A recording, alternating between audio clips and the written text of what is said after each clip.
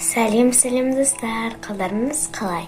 Бүгін мен сіздерге қу түлкі жайлы ертегіні айтып беретін боламын. Ал ендеше тыңдаңыздар. Жолбарыс бір түлкіні ұстап алады. Түлкі: сен мені жей алмайсың. Мен осы орманға қожалық етуге келгенмін, дейді. Құйрығын бұлаңдатып, тұмсығын көтеріп, жолбарыс түлкіге олай бір, бұлай бір қарап сенбей, мүмкін емес, дейді. Сенбесең мен бірге орманға жүр. Ондағы барлық аңдар менен қалай қорқатынын өз көзіңмен көр, дейді. Жолбарыс бұған келіседі. Жолбарысты көрген аңдар мен құстар зәресі ұшып тым-тырақай қашады.